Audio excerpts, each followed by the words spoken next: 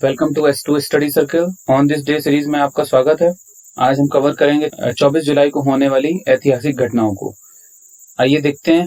इन दोनों पिक्चर्स को आप लोग देख पा रहे हैं, एक जली हुई बिल्डिंग है और एक जली हुई गाड़ी है जिसमें आसपास लोग खड़े हुए हैं। इन घटनाओं का संबंध है श्रीलंका में होने वाले उन भयानक दंगों से जिनकी वजह से जुलाई का महीना ब्लैक जुलाई के नाम से बोला जाता है।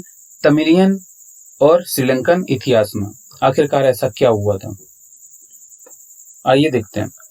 24 जुलाई 1983 को इतनी बड़ी इंटेंसिटी में दंगे भड़के थे कि जिसमें 400 से लेकर 3000 लोगों की जानें गई थी और इसीलिए ब्लैक जुलाई को श्रीलंकन सिविल वॉर की बिगिनिंग भी माना जाता है। इसके पीछे रीजंस क्या थे? रीजंस तो हमेशा दंगों के पीछे आपसी ईर्ष्या, पावर की दौड़, पॉलिटिक्स का इंटरफेरेंस, ये सारी चीजें रहती हैं। वही श्रीलंका में भी था। आखिरकार ऐसा क्या हुआ, एक बार देख लेते हैं कि श्रीलंका का सिस्टम कैसे है। श्रीलंका कई पार्ट्स में बटा हुआ है। नॉर्दर्न और ईस्टर्न पार्ट जो है वो डोमिनेट करते हैं कौन लोग? Tamilians. Rest of the Sri Lanka जो है वो डोमिनेट करते हैं सिंगलीज। ठीक है, जैसे जाफना वगैरह जो आप देख रहे हैं ना, बिल्कुल ऊपर छोटा सा पाक स्टेट के ठीक नीचे जाफना तो काफी फेमस भी रहता है। जाफना तो हम लोग अधिकतर न्यूज में चलता ही रहता है। ये काफी बड़ा डोमिनेटिंग एरिया है तमिलियंस का। अब हुआ क्या कि 1956 में सोलोमन भंडारनायके पावर में आते हैं और चूंकि उन्होंने पावर में आने के लिए मैनिफेस्टो में ये कहा था कि अगर आप लोग हमें वोट देंगे, हमारी सरकार बनाएंगे, तो हम लोग सिंगला लैंग्वेज को ऑफिशियल लैंग्वेज का दर्जा देंगे, और वही उन्होंने किया। ऑफिशियल लैंग्वेज का दर्जा उन्होंने दिया ऑफिशियल लैंग्वेज एक्ट के थ्रू। प्रॉब्लम यहां से नहीं स्टार्ट हुई, प्रॉब्लम यहां से स्टार्ट हुई कि 1/4 जनसंख्या जो है वो तमिल बोलती है, उसको रिकॉग्नाइज नहीं किया गया। ना तो वो ऑफिशियल लैंग्वेज बनाई गई कंट्री की, ना किसी पार्ट की। अब जब ये सब कुछ हो गया तो हुआ क्या कि एक प्रो तमिल पार्टी है जिसको तमिल फेडरल पार्टी के नाम से जाना जाता है, उन्होंने लॉन्च किया सत्याग्रह उसके अगेंस्ट में, जो एक्ट पास किया गया था। आपने सत्याग्रह कर रहे हैं, नॉन वायलेंट रेजिस्टेंस कर रहे हैं, बट होता क्या है कि कुछ लोगों को जो सरकार में बैठे हुए हैं या जिन्होंने उस सरकार को सपोर्ट किया था बनने में, उनको पसंद नहीं आया। उन्होंने कम्युनल टेंशन क्रिएट कर दी, सांप्रदायिक तनाव, और सांप्रदायिक तनाव जब भी होगा दंगे होंगे ही होंगे। अपने देश में भी होते हैं। जब भी पॉलिटिक्स घुसती है उसके भीतर, दो लोगों के बीच में जब भी पॉलिटिक्स घुसती है, दो कम्युनिटीज के बीच में जब भी पॉलिटिक्स होती है, दंगे होते ही होते हैं।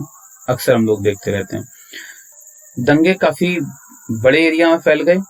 इनको कंट्रोल करने के लिए गवर्नमेंट ने 1957 में एक एग्रीमेंट किया जिसमें यह कहा गया था कि जो तमिल स्पीकिंग नॉर्थ और ईस्ट रीजन है उनकी एडमिनिस्ट्रेटिव लैंग्वेज तमिल रहेगी।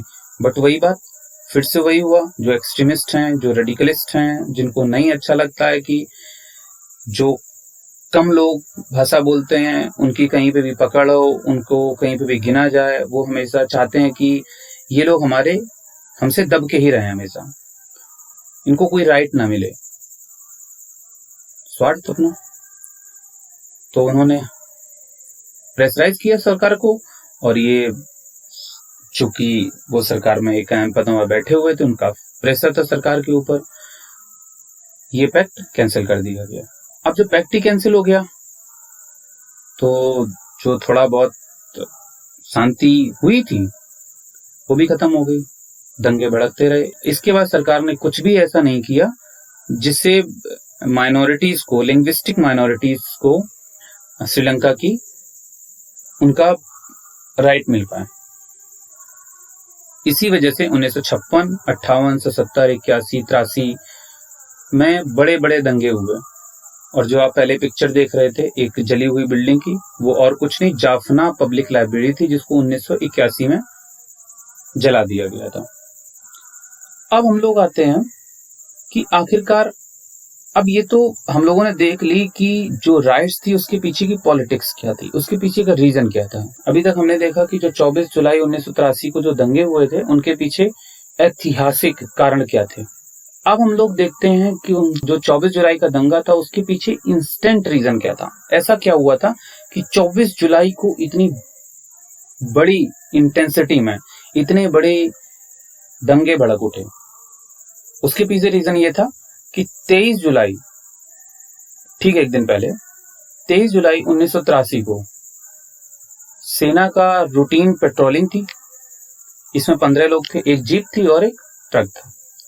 उसी बीच में लिट्टे ने भी प्लान कर लिया कि हमें आर्मी के ऊपर अटैक करना है तिरुनेलवेली में। थिनावेली के नाम से भी जाना जाता है। और थिनावेली कहाँ है? जाफना टाउन से लगभग 2 किलोमीटर दूर। आप देख पा रहे हैं जाफना टाउन है ब्लैक सर्कल से, और थिनावेली आपको दिख रहा है, ये 2 किलोमीटर की डिस्टेंस है। तो जो सेना जाएगी या पेट्रोलिंग होगी जाफना की तरफ जब जाएगी तो यहीं पे उन्होंने सोचा विस्फोट कर देंगे। ऐसा उन्होंने किया भी। 23 जुलाई को उन्होंने माइंस बिछाई और वहां पे विस्फोट कर दिया, जिसमें सिर्फ और सिर्फ 2 लोग बचे। 13 सोल्जर्स की जान चली गई। हुआ क्या था? अब चूंकि पहले से ही आप देखिए, सेना हो या कुछ भी हो, लोग पहले सिविलियंस ही होते हैं। चूंकि पहले से इतनी घृणा चल रही थी आपस में तमिलियन और सिंगलीज को लेके, और अब अटैक हुआ किसके ऊपर? मिलिट्री के ऊपर। अब सोल्जर्स इतने ज्यादा भड़क गए कि थिनावेली और सराउंडिंग एरिया में उन्होंने 51 सिविलियंस को मार दिया। यहां तक ठीक है। अब आगे क्या होता है? आगे हुआ ये कि 24 जुलाई को उन सैनिकों की अंत्येष्टि की गई, और सरकार ने ये नहीं किया कि उनकी डेड बॉडी उनके घर भिजवाते, उनकी अंत्येष्टि की जाती। उनका मास फ्यूनरल किया गया। उनको जो अंत्येष्टि की गई इकट्ठा सबको की गई, और वहां पे बहुत सारे लोगों को इकट्ठा किया गया। कुछ लोग तो देखने के लिए आए, इतना बड़ा अटैक हुआ था, बट कुछ लोगों को गवर्नमेंट व्हीकल से ही बुलाया गया था। हजारों लोग वहां पे सरकारी गाड़ियों से आए थे जो सरकार ने प्रोवाइड करवाई थी। अब यहां से हमें ये चीज दिखती है कि इस वायलेंस के पीछे कहीं ना कहीं सरकार का काफी बड़ा हाथ था। क्योंकि जनरली होता क्या है, जब भी कुछ होता है ऐसा अटैक या कुछ भी होता है जहां पे ऐसा लगता है कि हिंसा भड़क सकती है, दंगे भड़क सकते, तो गवर्नमेंट उसको सही करने की कोशिश करती है। लेकिन सरकार ने यहाँ ऐसा नहीं किया। सरकार ने 13 सोल्जर्स की अंत्येष्टि एक जगह की, जिससे इस घटना को बहुत बड़ा रूप दिया जा सके, बहुत बड़ी संख्या में लोग इकट्ठे हों और वो देखें कि आखिरकार हुआ क्या था। अब देखेंगे तो गुस्सा बढ़ेगा ही। गुस्सा बढ़ा, जो भीड़ थी वो सीधा बोरेला और थिम्बरी गसाया की तरफ चल दी। यहाँ पे ये आपका अंत्येष्टि हुई कैनेटे में। अब यहाँ से बोरेल और थिम्बरी गसाया की तरफ भीड़ चल दी। अब भीड़ ने इतनी बड़ी संख्या में दंगे किए, हजारों लोग मारे गए, हजारों लोग डिस्प्लेस हो गए, लेकिन सरकार ने कुछ नहीं किया। सरकार से कहा भी गया कि कर्फ्यू लगाइए, नहीं लगाया। लगाया भी तो उसका कोई इम्पैक्ट नहीं हुआ। आखिरकार उन दंगों का कम होना स्टार्ट हुआ 28 जुलाई को, जब हमारे देश की प्रधानमंत्री श्रीमती इंदिरा गांधी जी ने foreign minister P Narasimha Rao को कोलंबो भेजा। अब ये जो राइट्स थे, जो ये घटना थी, वो इतनी बड़ी हो चुकी थी कि दुनिया की सारी कंट्रीज ने क्वेश्चन मार्क करना स्टार्ट कर दिया इनके ऊपर। अब तो सरकार ने क्या किया? सरकार ने सिंगलीज लोगों के ऊपर पूरा का पूरा ब्लेम डाल दिया। ये तनाव अभी भी चल रहा है। अब हम लोग ये देख लेते हैं आखिरकार स्टेटस क्या है इस टाइम पे तमिल रिफ्यूजीज का, जो इंडिया भी भागे। लगभग 10 लाख लोग डिस्प्लेस हुए हैं श्रीलंका से अलग अलग कंट्रीज में। लगभग 1 लाख लोग श्रीलंका के इंडिया में रह रहे हैं, उनमें से मोस्टली हिंदू हैं। एक एग्रीमेंट हुआ था 1964 में, लाल बहादुर शास्त्री और सी मावो भंडार नायक है। भंडार नायक के बारे में हम लोग पिछले वीडियो में देख चुके हैं। वो किसी भी देश की पहली महिला हेड थी, जिसमें ये कहा गया था कि 9,75,000 लोगों को जो इंडिया ओरिजिन के हैं श्रीलंका में, जिनके पास किसी भी कंट्री की सिटीजनशिप नहीं है, वो अपनी सिटीजनशिप अपने चॉइस के आधार पर डिसाइड करेंगे। अगर वो इंडिया में जाना चाहेंगे तो इंडिया में रहेंगे, और वो श्रीलंका में रहना चाहेंगे तो श्रीलंका में रहेंगे। तो ये थी कहानी श्रीलंका में तमिलियंस और सिंगलीज की। ये कहानी सिर्फ श्रीलंका या की नहीं है, ये कहानी हमारे देश से भी मेल खाती है। आप देखते होंगे यहाँ पे भी माइनॉरिटी और मेजॉरिटी के लोग लेके काफी पॉलिटिक्स चलती रहती है। ऐसा नहीं है कि अगर किसी ने डिफरेंट भाषा बोली, अगर किसी ने डिफरेंट ड्रेस पहनी, अगर किसी ने कोई अलग रिलीजन फॉलो कर रहा है, अगर उसको पूजा करने का तरीका अलग है या फिर वो कहीं और से आता है, तो ऐसा नहीं है कि वो किसी दूसरे ग्रह से आया हुआ कोई एलियन हो गया, वो आपके लिए खतरा पैदा करेगा। ऐसा कुछ नहीं। देखिए, रहन सहन बोली भाषा अलग हो सकती है, बट हम लोग एक ही रेस से बिलोंग करते हैं, ह्यूमन रेस से। हमारे लिए हर चीज से बड़ी है हमारी मानवता। सो प्लीज पावर पॉलिटिक्स के चक्कर में मत पड़िएगा। So message of this day, minorities also deserve equal rights and privileges as of majority, merely by wearing a different dress, speaking different language, practice a different religion, residing different place.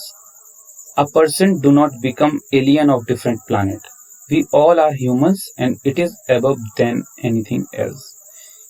हम लोग बोली भाषा या रहन सहन या रहने के स्थान में हम लोग डिफरेंट हो सकते हैं, बट हम लोग एक ही रेस से बिलोंग करते हैं। वो रेस कौन सी है? Human race. हम लोगों की एक ही जाति है, मानवता की जाति, मानव की जाति, जो हर एक डिफरेंस जो हम लोगों ने आर्टिफिशियली क्रिएट किया है उसको दूर करती है। Thanks for watching S2 study circle. Thank you. अगर वीडियो अच्छा लगे तो प्लीज सब्सक्राइब करें। हमारा टेलीग्राम चैनल भी आप ज्वाइन कर सकते हैं लेटेस्ट अपडेट के लिए S2 स्टडी सर्कल पर, और हमारा इंस्टाग्राम चैनल भी है S2 स्टडी सर्कल के नाम से। सो प्लीज लाइक करें, शेयर करें। Thank you.